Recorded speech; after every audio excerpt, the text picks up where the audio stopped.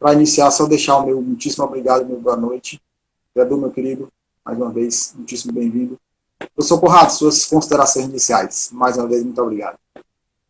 Meu amigo Elton, quero agradecer aqui pela oportunidade de estar conversando contigo, com meu amigo Zé Edu, que são duas feras aí do direito de família, então fico muito feliz a gente poder estar fazendo essas trocas no momento que não sei vocês, eu já estou naquele modo operando por instrumentos, né? Ali chega esses dias pré-recesso, a gente já está assim pedindo água, né? Então assim que a gente consiga, né, nesses momentos finais aí, nesses dias finais que a gente tem ainda muito a contribuir para as famílias do Brasil e que a gente tenha esse momento de troca aqui com todos os seguidores de vocês.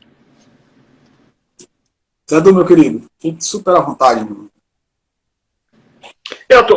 Alegria para mim hoje é demais, porque prosear contigo e com o Conrado ao mesmo tempo, isso é muito bom, rapaz. Isso é muito bom. Eu tenho certeza que nós vamos sair daqui maiores do que entramos, né? Porque esse é um tema que, por mais que a gente converse, sempre falta uma coisinha, tem sempre alguma coisa a mais a ser dita, né? E eu tenho dado uma atenção muito especial, sobretudo à lei de alimentos, ao próprio rito, aquela coisa do arbitramento dos alimentos numa audiência una, a lei de 1958, será que hoje a gente consegue fazer isso? Então são tantas questões, até de caráter processual, de caráter material, da própria estrutura do mundo, né, da sociedade. Então enfrentar essa temática na companhia do professor Conrado Paulino da Roça, que eu tenho uma admiração que ele sabe que é enorme, enfim, é muito bom falar sobre isso com as pessoas que estou falando aqui agora. Show de bola, Zé Edu. Conrado é referência para todos nós, né? Quando se fala também em sucessões, não tem como não se falar em Conrado Paulino. Zé Edu, se você me permite começar, eu gostaria de citar uma pauta, aproveitando o ensejo, professor Conrado, Zé Edu, da Copa do Mundo, e aí se falou muito, né, sobre a questão de um jogador, pensão alimentícia lá do Militão, se está de acordo, não está. Aí recentemente apareceu comendo carne banhada de ouro, e aí aumentou a polêmica, já recebi aqui uns comentários, isso é um exagero e tal, enfim. Eu já sei que você trata sobre a temática no seu livro, né, essa questão dos alimentos, quando o alimentante tem essa renda, assim, podemos assim dizer, bem favorável. Eu queria que você trouxesse alguns comentários para a gente. Está de acordo, como eu dizia aqui no Maranhão, está no rumo essa pensão aí que foi fixada para o Militão, professor Conrado? Um fator importante que a gente precisa sempre ter como norte em se tratando de pensão alimentícia é que a pensão ela é sempre fixada de acordo com o binômio necessidade e possibilidade. Alguns autores, inclusive, são simpáticos à utilização do termo trinômio, dizendo que nós precisaríamos ali, dentro dessa fixação, também considerar a proporcionalidade. Só que vocês sabem, né, a gente aqui em lado do balcão distinto, né, o Elton enquanto servidor, eu e o Zé Edu enquanto advogados, que a situação da gente poder aplicar o trinômio são situações excepcionais na realidade do brasileiro, né? Eu costumo dizer que, na maioria das vezes, inclusive na prática do direito de família, a gente nem acaba analisando o binômio, a gente acaba analisando apenas a possibilidade. Porque quando você tem ali alguém que tem um rendimento baixo, onde vamos pensar alguém que ganha um salário mínimo e tenha 3 filhos, o Elton, no momento que vai minutar uma sentença, ele não vai levar em consideração a necessidade dessa criança, vai levar só a situação da possibilidade, ou seja, a gente tem que considerar que a realidade brasileira ela é de pessoas que não têm uma boa situação econômica. Dados da semana passada, que eu li no Jornal Estado de São Paulo, a gente hoje, na atual alíquota do imposto de renda, e eu acho que é até bom para a gente se posicionar, né, para que a gente possa pensar o quão privilegiados nós somos, né, e por ter um rendimento maior do que a maior parte da população brasileira, somente hoje 20% da população paga imposto de renda. 20% da população. E se a gente tiver a correção da alíquota, que é o que se pretende, né, porque está desatualizado, que seria a partir de R$5.000, somente 5% da população brasileira vai pagar imposto de renda. Gente, veja, 5% da população brasileira tem rendimentos maiores do que 5 salários mínimos, ou seja, é para a gente pensar que realmente, tu falar em trinômio, é a exceção e não a regra. E aí vem, dentro dessa lógica da fixação dos alimentos, a necessidade de que, quando a sentença vai ser determinada, eu não levo em consideração apenas a subsistência, mas também a manutenção do padrão de vida. O caput do artigo 1694 coloca ali a manutenção da condição social. Eu sempre brinco, né, com os alunos da graduação. O que é a manutenção da condição social? É a manutenção do padrão de vida. Bom, o que é a manutenção do padrão de vida? É a garantia do sushi, né? Ou seja, se o pai tem dinheiro para comer sushi, o filho tem que ter dinheiro para comer sushi. E aí vem a questão desse jogador de futebol em questão, que cai entre nós. Quem me conhece bem sabe que eu odeio futebol, inclusive em época de Copa do Mundo. Ou seja, para mim, poderia acabar o futebol e eu viveria tranquilamente, né? Para mim, a questão da Copa do Mundo só nos atrapalha agora, né? Então, porque daí a suspensão de prazo processual, a situação de turno que acaba mais cedo, ou seja, cá entre nós, eu vou até confessar para vocês que eu estava torcendo para que o Brasil já saísse dessa Copa logo. Pronto, falei, né? Mas é a minha opinião. Enfim. Agora, a situação... Ô, Conrado, deixa eu te falar uma coisa. Você está falando isso aqui, claro que a indignação está subindo. Mas porque hoje foi o primeiro dia, desde que começou a Copa, que não teve jogo. Eu estou completamente desorientado, eu não sei o que eu faço. Eu vou ter que trabalhar só porque não teve jogo na Copa? O que é isso? Para que isso, né? Amanhã, por exemplo, aqui no Rio Grande do Sul ainda é feriado no Justiça Estadual, porque é dia da Justiça, né? Então tem mais isso. E sexta-feira tem outras. Estamos aí às vésperas do recesso, com 2 dias aí praticamente sem trabalho. Mas... Salvo no Maranhão, porque o Tribunal de Justiça do Maranhão fez uma mágica aí que transferiu o feriado do dia 8 para o dia 9. Eu imagino a alegria do nosso amigo Elton, então, que estava contando com 2 feriados aí para terminar a semana e só vai ter um, né? Vou me defender rapidamente.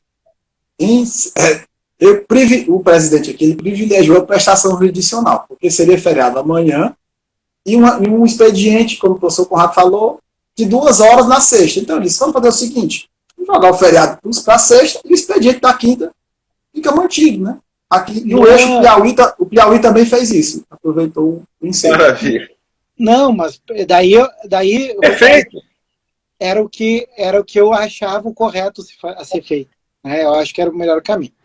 Mas, ultrapassado o momento de desabafo, né, eu vejo que ali a situação, a gente consegue aplicar uma tese que já é de bastante conhecimento política, que são dos sinais exteriores de riqueza. Porque jogadores de futebol, assim como algumas outras profissões, a gente nunca sabe ao certo quais são verdadeiramente os rendimentos. A gente não pode entrar na análise se verdadeiramente o valor que está sendo divulgado pelo noticiário é o valor pago pelo cidadão em questão ao filho.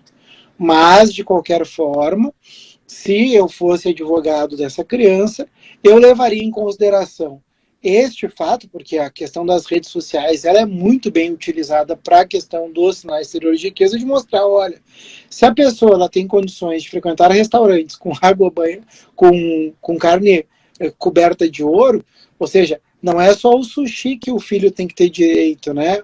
Na situação da carne também, não digo uma carne de ouro, que eu vejo que já seria uma ostentação, mas isso certamente tem que ser levado na análise da fixação dos alimentos. Temos até um enunciado das jornadas de direito civil, que é o 73 das jornadas, que diz que os sinais exteriores de riqueza têm que ser considerados. Meu querido. Não, eu concordo, não há como discordar do Conrado. a gente tem que ter uma preocupação, na minha visão, sempre com a necessidade. Agora, a necessidade não pode ser tão somente aquela necessidade básica. Por quê? Porque o caput do dispositivo é muito claro. O padrão de vida. O Conrado usou o sushi, né? Eu vou incorporar o meu dicionário essa aí, Conrado, porque eu costumava falar casa com piscina. Ou seja, se o pai tem casa com piscina, o filho também tem que morar em casa com piscina ou ter que ter acesso a uma casa com piscina, né? Porque é disso que se trata. É claro que no caso especificamente, o Conrado lembrou muito bem, porque quando a gente fala de alguém que tem uma posição destacada na sociedade, como jogador de futebol,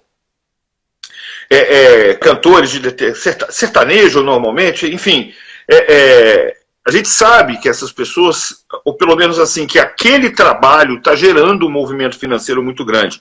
Mas a gente não consegue identificar se isso está tudo. Porque tem toda uma estrutura. No caso dos músicos, por exemplo, você tem... mas fechou um contrato de um show de 200 mil, só num show 200 mil, 300 mil, 500 mil. Mas aí tem toda uma estrutura de publicidade envolvida, tem toda uma estrutura de promoção, de divulgação dos músicos, dos equipamentos e tal. E a gente nunca sabe ao certo quanto vai parar no bolso daquela pessoa física. Porque há um emaranhado de pessoas jurídicas envolvidas nessa questão. E a gente não sabe até que ponto o tênis que está sendo usado, que é um tênis que custa R$900, ou R$1.000, ou R$3.000, é realmente aquilo ali ou um material publicitário. Mas fato é que os sinais exteriores de riqueza estão aí, precisam ser bem utilizados, e a gente ainda vê muitos colegas resistentes com... O judiciário não, o judiciário já está com essa questão bem pacificada. Quando você tem algum outro elemento probatório, a combinação desses elementos costuma ser bastante expressiva e bem tranquilamente bem aceita, não há o que se discutir. Agora, é muito importante, na minha visão, que a gente tenha como patamar, como norte da história toda, o ponteirinho da bússola tem que estar apontado sempre para a necessidade, para suprir as necessidades e suprir de acordo com as necessidades daquele padrão social. Porque também muda, né, Conrado? Uma criança que é formada numa determinada classe social, ela tem algumas necessidades compatíveis com a dos coleguinhas, com dos vizinhos, e outros não. Outros não. Então não dá para você desconectar a necessidade, que é o parâmetro, o paradigma, também da condição social e dos pais de uma forma geral. Né? Então eu vejo também, não tem como discordar, né? Não, e assim, a gente precisa ter como norte, e eu me lembro que eu fui olhar os comentários quando eu vi publicação a respeito desse tema, de algumas pessoas dizendo, mas R$6.000 para uma criança está muito bom. Não há dúvida, né? Repetindo, para a realidade, na maior parte da população brasileira, é algo que está fora dos patamares usuais da população. Agora, a gente tem que analisar a questão desse padrão de vida, né? E até a gente, pensando em novas teses, principalmente em situação de jogador de futebol, tem uma jurisprudência da 8ª Câmara Civil aqui do Tribunal do Rio Grande do Sul, sob a relatoria do desembargador Luiz Brasil Santos, que inclusive eu trago lá no meu livro Direito de Família Contemporâneo, que era muito interessante, onde a 8ª Câmara determinou que parte dos alimentos sejam depositados em uma aplicação financeira em favor do filho. E olha só que interessante, né? Por quê? O pagamento da pensão seria, salvo engano, de 30 salários mínimos. Não há dúvida que 30 salários mínimos consegue garantir um patamar muito bom para esse filho. Mas a questão é, por quanto tempo? Porque a gente sabe que o jogador tem uma carreira limitada. E aí, a 8ª determinou que fosse alcançado ao filho 20 salários e outros 10 virassem uma aplicação financeira em favor da criança para garantir a subsistência e estudos quando do final da carreira desse jogador. Então eu achei uma baita saída para a gente pensar aí nessas novas teses tratando de alimentício. Conrado, deixa eu te fazer uma pergunta com relação a isso. Você não entende que isso desnatura aquela verba? Eu não sei se ele vai tirar a natureza realmente alimentar, mas eu acho que ela vai prospectar aí uma situação futura.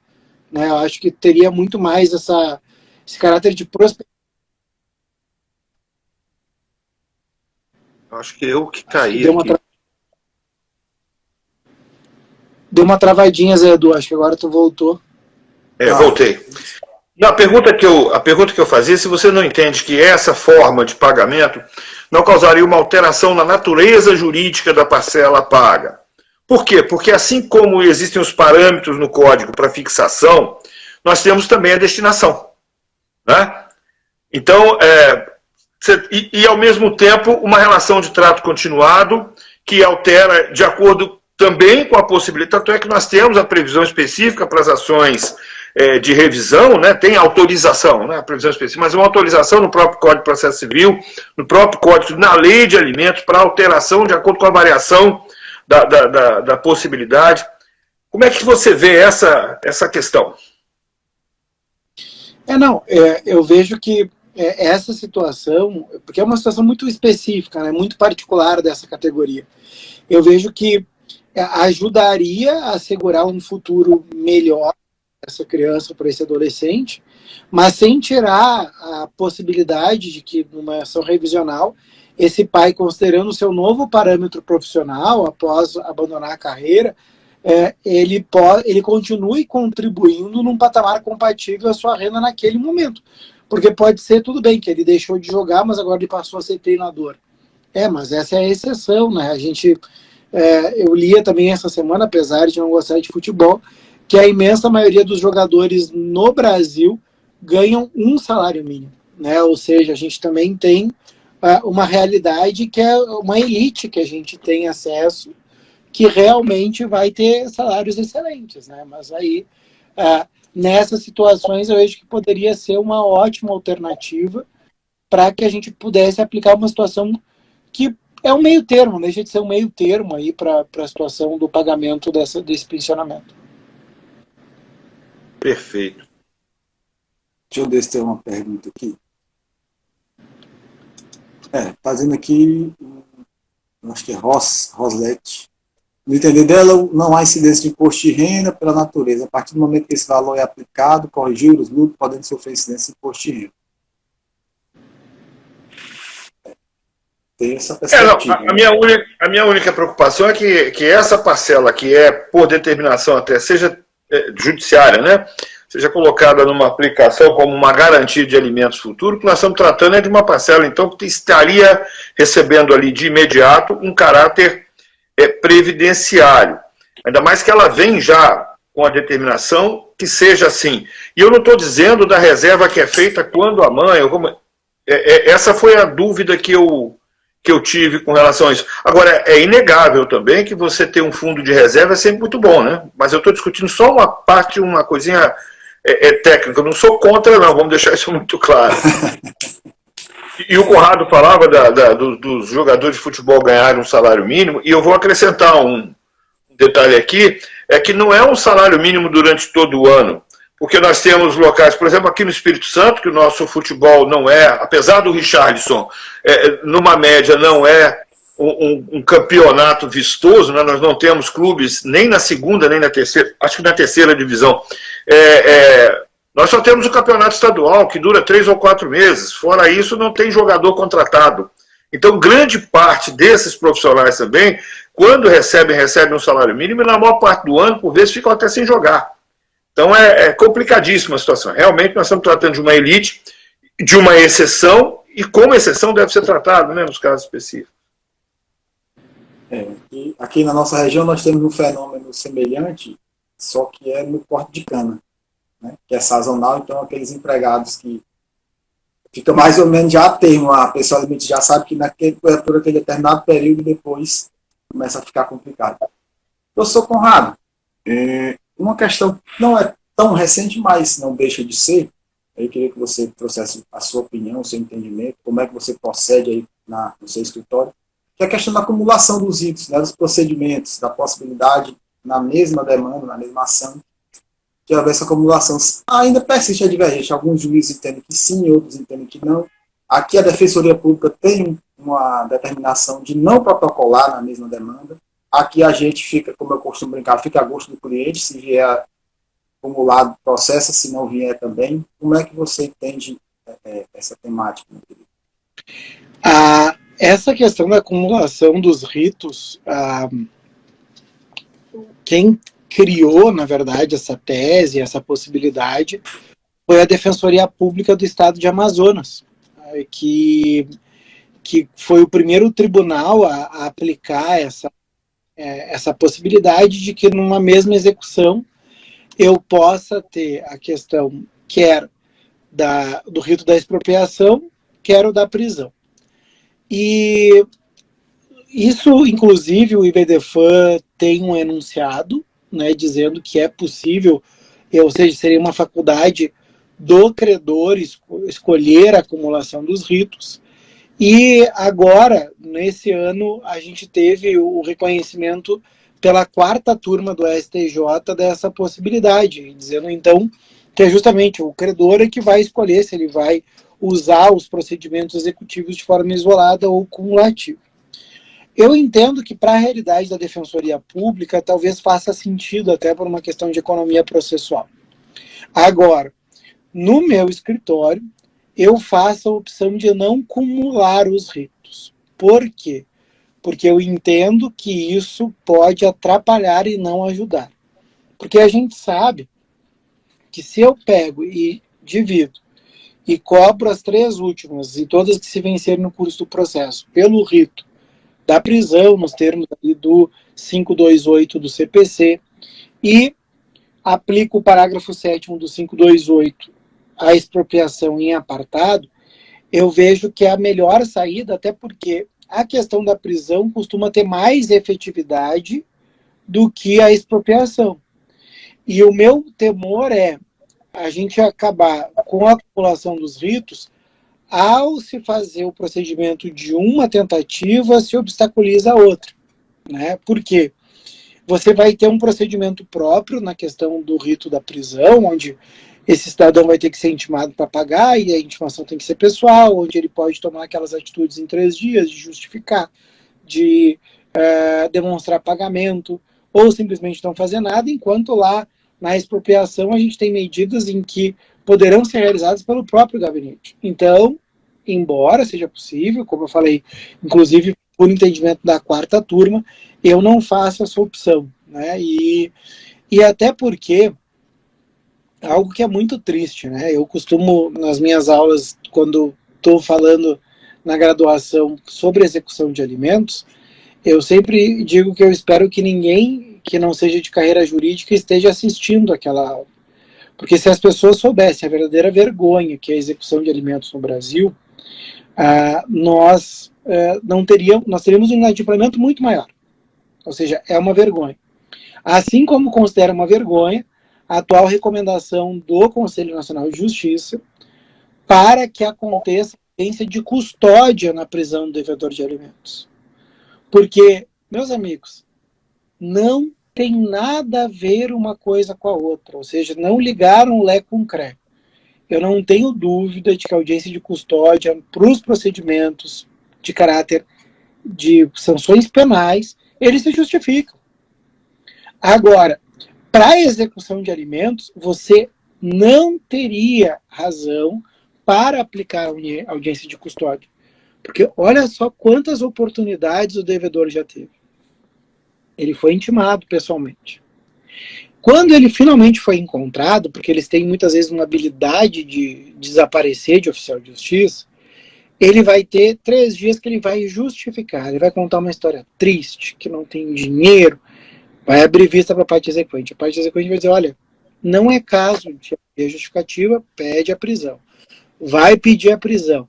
Até que seja cumprido, já passou aí, às vezes, 1 ano da distribuição da execução, e aí você ainda vai dar mais uma oportunidade de uma audiência, que essa audiência, segundo a recomendação do Conselho Nacional de Justiça, tem que ser preferencialmente realizada pelo juiz, ou seja, tu pega agora uma época pré-recesso, onde os juízes das varas de família estão abarrotados de demandas urgentes, e vai ter que achar pauta para fazer uma audiência de custódia para alguém que já teve diversas oportunidades de pagar os alimentos em atraso, ou seja, é um absurdo, ou seja, a gente tem que realmente fazer uma força política para que essa recomendação ela seja afastada, porque não tem nenhum motivo para a gente aplicar a audiência de custódia para o devedor de alimentos. Não dá nem para pensar nisso. Enquanto você falava, Conrado, eu estou aqui pensando, mas por que teria uma audiência de custódia? Eu realmente não consigo encontrar uma justificativa minimamente plausível, porque não tem nada a ver com a história.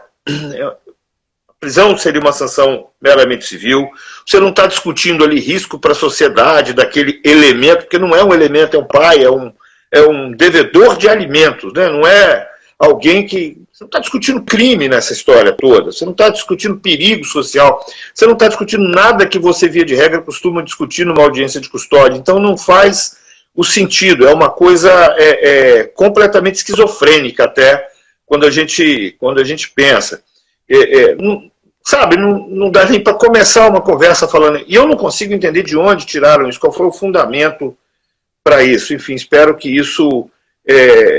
seja afastado o mais depressa possível e que os juízes, né, com bom senso, sequer cumpram essa recomendação, né, porque já que é uma recomendação, não é obrigatória. Né? Enfim, é isso. Zé Conrado, se você me permite, eu vou mais além. Eu não concordo, a não ser que seja a pedido das partes, exequente e executado, uma audiência de conciliação, por exemplo. Porque o rito da execução ele é bem didático, ele é bem prático, ele não fala em... Mas se o exequente pede se o executado requer, na sua justificativa, o exequente concorda, tudo bem, mas você já marca a audiência para tentar consensualizar meio sentido nisso. Você sabe que eu vi um caso aqui, um processo nosso, e que eu achei bastante interessante uma audiência de conciliação, porque foi o seguinte: o executado, o devedor, ele fez um depósito judicial daquilo que ele disse que tinha condição e, junto com aquele depósito, apresentou uma proposta. E aí a gente, analisando aquela proposta, isso aqui está muito perto, então vamos sim. Aí pedimos uma audiência, mas a juíza marcou uma audiência fora das pautas normais dela e encaixou, fez um encaixe ali, porque viu que era uma coisa rápida. Mas se a gente levar isso como uma regra, nós vamos ter um problema que é a própria pauta de audiência das varas, né? Até uma justificativa que tem sido muito usada aqui para evitar até se marcar algumas audiências de conciliação naqueles processos que a gente sabe que não vai ter conciliação, é exatamente a pauta das próprias ações de alimentos, né? As ações puras de alimento, porque são ações de instrução, nem sempre são rápidas, enfim, mas como regra eu não concordo também não, mas há exceções que a gente precisa filtrar, viu? Queria ouvir também o Conrado com relação a essas audiências de conciliação. Na verdade, eu até entendo que faz parte do jogo o devedor ele fazer uma proposta de parcelamento, mas necessidade de audiência não tem porquê, né? Não tem porquê, porque ou ele faz a proposta de parcelamento e o credor aceita, ou cadeia nele, né? Então, também teria necessidade. Prático. Professor Conrado, mais uma questão. Eu recebi um colega me procurou, advogado, para trocar figurinhas sobre o processo, e aí eu queria saber o entendimento, o Zé já tem mais ou menos a noção, que diz respeito à questão da autonomia das partes na hora de, por exemplo, uma proposta do executado e a aceitação do exequente. Então, eles vão lá, formulam um acordo, e no caso específico que essa colega me trouxe, o Ministério Público foi bem prático, dizer que não concordava com o parcelamento, e foi mais além. Disse que estava faltando alguma coisa naquele acordo. Então, o acordo foi parcelado tantas vezes, ele disse que não, porque o acordo não contemplava a questão das verbas excepcionais. Então, ele foi além do que estava na execução, ele ainda sugeriu que se colocasse no acordo a obrigação do pai, dali para frente, arcar com as verbas excepcionais. E aí, o juiz foi no embalo dele, o juiz foi, né? Só que o rapaz foi preso, ele conseguiu, o tribunal, em sede de habeas corpus, o liberou, inclusive o desembargador colocou lá, fundamentou a sua decisão num julgado do STJ, que já nos disse que as partes têm, as verbas pretéritas, têm liberdade para consensualizar, enfim, para negociar acerca disso. Eu queria ver a sua opinião sobre essa questão, até que ponto essa autonomia é válida, até que ponto o sistema tem que fazer essa proteção, até que ponto isso deve ser essa invasão da autonomia da vontade das partes nessa questão dos alimentos em sede de execução? Não, assim, não há dúvida que a gente tem, nas situações onde existe a intervenção do Ministério Público, a gente tem ali uma competência institucional da proteção, né, e que por mais nos pareça uma solução antipática, é aquilo que eu defendo no Direito de Família Contemporâneo, lá no meu livro, sobre a questão do direito da criança máxima. Que, embora hoje a gente trabalhe com a ideia do direito de família mínimo, de menor intervenção, de respeito à autonomia privada, quando nós temos ali o interesse de incapazes, o Ministério Público ele tem um dever de intervir.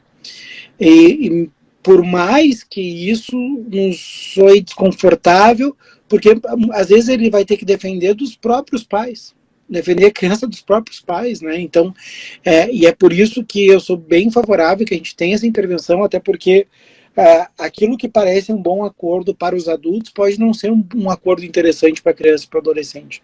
Então, esse tem que ser um critério balizador, né? Ou seja, para que eu consiga ter a proteção desse direito dessa criança.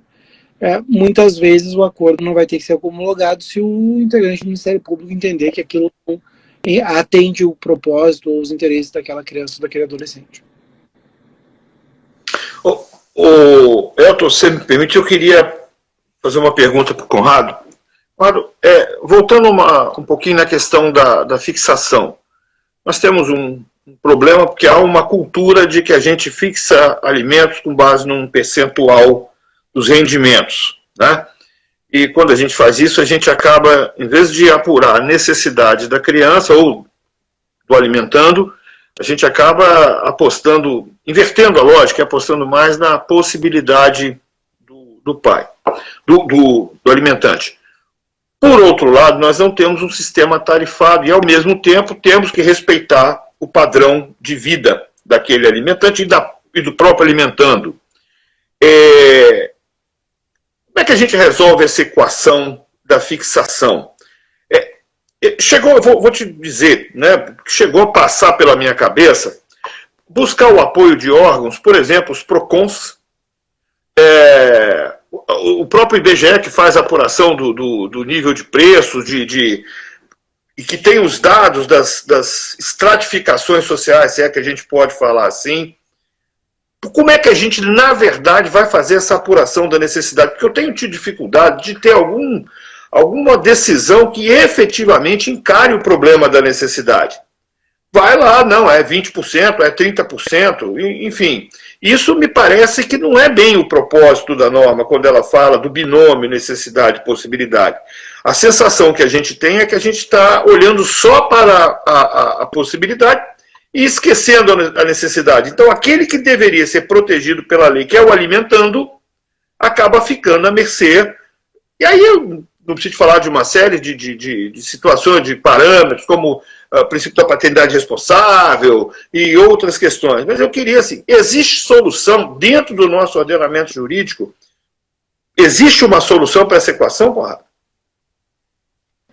Eu não vejo que a gente tenha uma alternativa, e até porque, Zé Edu, considerando as peculiaridades de cada família, a gente não tem como trabalhar com uma situação num primeiro momento, vai ser isso, né? Porque tu pode ter alimentantes com o mesmo patamar financeiro, vamos pensar até mesmo colegas de concurso, com filhos de mesma idade, e tu vai ter realidades ali de quantificação muito diferentes.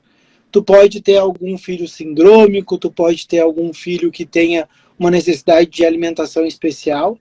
E aí eu me lembro, Zé, do que eu tinha eu já fui servidor do Tribunal de Justiça por um tempo, antes de começar a advogar, e lá tinha um colega meu que, quando a gente discutia a matéria de alimentos, ele dizia assim, olha, eu não vou me manifestar porque, para mim, alimentos é ciência oculta.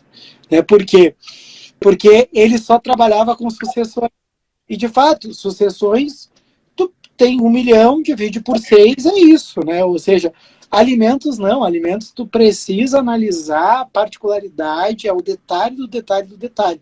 E aí um cuidado, né, que a gente sempre sugere, aí fica o convite Para quem não conhece meu projeto lá, o Direito em Prática, que é comigo, com o Cristiano Chaves, que a gente já está com a agenda aberta para o ano de 2023, a gente vai estar em março no Rio, em abril em Rio Verde, Goiás, em maio a gente vai estar no Ceará e também em Gramado, antecedendo o Congresso do Mercosul de Direito de Família, mas aí tem toda uma agenda já para 2023.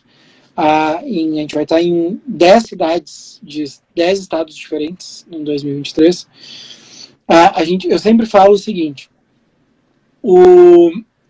a situação da demonstração das necessidades, muitas vezes tem colegas que, considerando que é uma criança ou um adolescente o autor, não se preocupa em trazer a comprovação dessas necessidades, contando justamente que as necessidades são presumidas.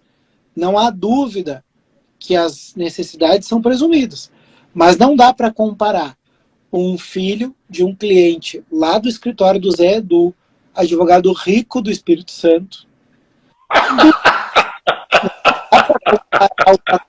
pensão que ele trabalha, com o patamar da Defensoria Pública, né? Ou seja, lá do Zé Edu, tu vai precisar todas aquelas despesas lá que são altas para ter uma quantificação maior. Então é isso que a gente tem que levar em consideração. Não é porque as necessidades são presumidas que eu não vou trazer a comprovação das despesas, porque daí se eu não fizer isso, eu corro o risco de ter a quantificação que é inferior à verdadeira necessidade da criança. E só lembrar também que a necessidade é presumida, mas a quantificação da necessidade não, tem que ser demonstrada, né? Isso é um risco que nós, advogados, sempre corremos, porque é menor, é incapaz, então a necessidade é presumida. Peraí. O fato de ter necessidade, ou seja, de necessitar de alimentos, sim, é presumido, mas não é presumido o quantum, né, alimentar. Isso tem que ser demonstrado, eu concordo contigo totalmente. E só para fechar esse ponto, meus queridos, como eu costumo dizer, né, a necessidade é presumida, mas o tamanho dela, entre aspas, precisa ser demonstrado, porque senão você cai na vala, e aí é uma coisa que eu sempre falo. O juiz de família tem um padrão decisório, que se você não demonstrar, você vai cair nele. Né? Então aqui eu conheço a realidade da minha comarca, eu sei quando é um filho de necessidade, um frentista de um posto de gasolina de capacidade, aqui já tem uma tabelinha. Então, se você não demonstrar o tamanho dessa necessidade, você vai cair no padrão decisório e aí vai esperar todo o processo para conseguir demonstrar que precisa fugir daqui. Professor Conrado, meu querido, não vamos lá me segurar mais, você já está em ritmo de pré-jogo do Brasil, você foi só para cutucar, só para...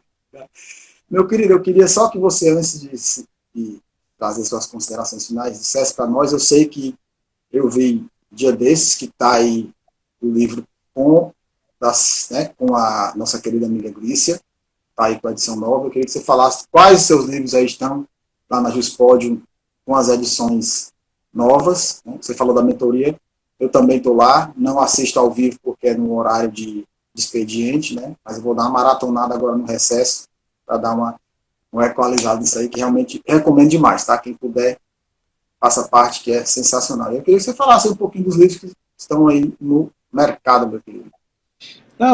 O pessoal, inclusive, que quiser, os seguidores de vocês que quiser um cupom de desconto, pode me chamar ali no direct, que eu vou mandar um cupom de desconto. E até já digo em primeira mão, ao que tudo indica, até sexta-feira vai sair um livro novo, que é o Direito das Sucessões na Prática, onde eu e o Cristiano Chaves, a gente pegou todos os artigos do livro de sucessões do Código Civil e traz a aplicação deles na prática. Então tem novidade aí saindo essa semana, também pela editora Juspodium, e lá vocês podem ter acesso a todos os livros, e vai ser um grande prazer, né, receber todas vocês nos eventos de Direito em Prática. Zé Edu, a ideia é ir para o Espírito Santo no segundo semestre, então a gente se encontra aí no segundo semestre para a gente poder bater um papo. Eu estou querendo mesmo, eu estou querendo saber se você veio mesmo, e eu estou querendo te sequestrar, te levar lá em Cachoeiro, cara, para conversar com o pessoal na nossa faculdade lá, viu? Com certeza. Mas já tem uma data aqui, Conrado, para Vitória? Eu ainda não decorei, mas eu sei que é no segundo semestre, tá? Mas então... eu vou realmente te dar uma antecedência. Professor Conrado, lembre aqui da gente, aqui nesse hemisfério, tá? Uma vez eu até conversei com a doutora Cíntia sobre isso, aqui em São Luís, Teresina, tá? Se possível, lembre aqui da nossa região, aqui de Pode deixar. uma dessas passagens. E fico muito feliz com essa notícia do livro. Eu tenho um colega aqui da Defensoria, que ele estava, a gente sempre troca figurinha, defensor público aqui em Maranhão, ele estava perguntando exatamente sobre isso. Elton, me indica uma doutrina, um livro de prática sucessória, porque a gente tem muita teoria, mas isso é uma notícia excelente, saber que vocês vão dissecar todos os artigos relacionados às sucessões, como é que deve funcionar na prática. Então, parabéns, esse aí já está aguardadíssimo. Ô Elton, tem um detalhe que um dia, a ciência oculta também, que eu quero descobrir, é o seguinte: como que o Conrado consegue escrever mais rápido do que o que a gente consegue ler? Porque o Conrado lança um livro, e aí a gente começa a ler o livro do Conrado, né? Aí quando a gente mal acabou de ler aquele livro, ele já conseguiu lançar um outro. Eu falo, meu Deus do céu, o que está acontecendo aqui? Sou eu que sou lento ou esse... E ainda sem contar que quando chega para a gente uma edição, ele já atualizou a outra. É uma coisa absurda isso. Não, escreve obras novas, atualiza as antigas. Não... Eu estava procurando aqui para mostrar, aí eu fui ver que eu estou com a 2021, fiquei até com vergonha, né? Eu tenho, né, atualizado e tal. Mas tem um desse direito de família contemporânea que eu não abro mão, que é o meu xodó, porque é a primeira edição autografada pelo Conrado. Isso aí é... né? Imagina. E só para completar, Zé Edu, ainda tem... Eu vou ter que fazer um planejamento sucessório para ver com quem vai ficar esse livro. É um negócio absurdo. E ainda tem tempo para postar macarrão, churrasco, né? Além de todos os... Eu nem falo. Eu sou Conrado, meu querido. Eu vou passar para as suas considerações finais para liberar, tá? Muitíssimo obrigado mais uma vez. Não poderíamos ter fechado aqui o nosso papo de familiarista de uma forma melhor, tá? Fico muito feliz mesmo que você tenha aberto um tempinho aí no seu momento de descanso para vir conversar com a gente, tá bom? E aí, gratidão, nos vemos na mentoria. Fique super à vontade para as suas considerações finais. Eu só quero agradecer vocês aí pela oportunidade. Eu tenho um carinho muito grande por vocês dois, então fico muito feliz aí de a gente estar nessa reta final de 2022 podendo trocar esse assunto, e espero que em 2023 a gente possa ter outros encontros, e presenciais principalmente, né, para bater papo. Gente, muito obrigado aí e até a próxima, então. Nós é que agradecemos, Conrado, é sempre uma alegria muito grande estar com você, falar com você, ler as suas obras, é sempre muito bom. Muito obrigado aí por ter tirado esse tempo aí para conversar com a gente aqui, com todos nós, né? É isso. E vamos nos ver presencialmente, fico mais feliz ainda. Tchau, pessoal, boa noite. Tchau, tchau. Boa noite, grande abraço, meu querido.